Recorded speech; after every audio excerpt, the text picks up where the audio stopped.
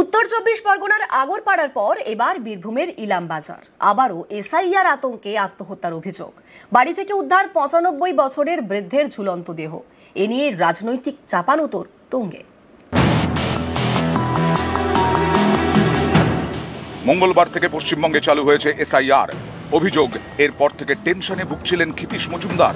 বারবার নাকি বলছিলেন 2002-এর ভোটার তালিকায় তার নাম নেই। এবার তাহলে কি হবে? এর মধ্যেই বৃহস্পতিবার সকালে বাড়ি থেকে বৃদ্ধের ঝুলন্ত দেহ উদ্ধার। দাদু টেনশন করছিল যদি 2002 সালে দাদুর নাম না থাকে কোথাও লিস্টে, তারপর আরও যা যা নথিভুক্তগুলো চেয়েছে ওগুলো যদি নেই দাদুর কাছে, তাহলে দাদুকে তাড়ি দেওয়া হবে। দাদু কোথায় যাবে? অনেকটা বয়স হয়ে গেছে, ওই টেনশন করেই দাদু সুসাইড করেছে। তিনি মেয়ের বাড়িতে গিয়েছেন, তার আতঙ্ক। এই আতঙ্কগুলো তৈরি হচ্ছে কেন? একটা সরকার, তার কাজটা কি? নাগরিকদের রক্ষা করা। তারা বলছেন এরা থাকবে না, 1 কোটি কেটে দেবো, 1 কোটি 20 লক্ষ।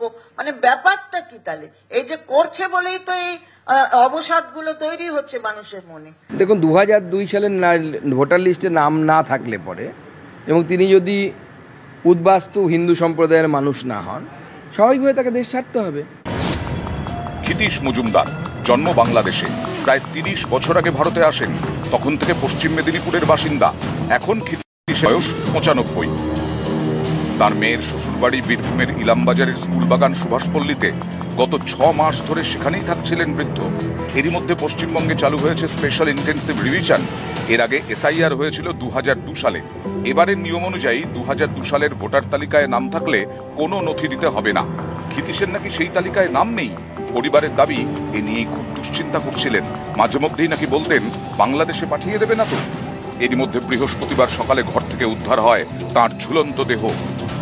ওই যে ওরা এনআরসি থেকে কারা বলা করছে, ওগুলো মানে ভিতরে ঢুকে গেছে।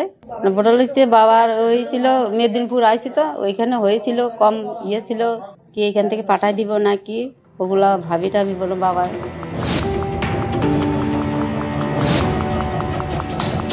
যে 11টা নথি চেয়েছে, সেই 11টা নথি গরিব মানুষের অধিকাংশ লোকের কিন্তু নেই, এবং 2002 সালে অনেকের ভোটার লিস্টে নাম নেই। তারা আতঙ্কে ভুগছে এবং সেই আতঙ্কে তারা আজকে মারা যাচ্ছে, অনেকে আত্মহত্যা করছে। এর জন্য দায়ী কিন্তু বিজেপি সরকার। তৃণমূলের একটাই কাজ, পশ্চিমবাংলা জুড়ে কোথায় কে মারা যাচ্ছে সে লাশ খুঁজে বেড়ানো, সে লাশকে নিয়ে রাজনীতি করবে। এই রাজনীতিকে আমরা ধিক্কার জানাই।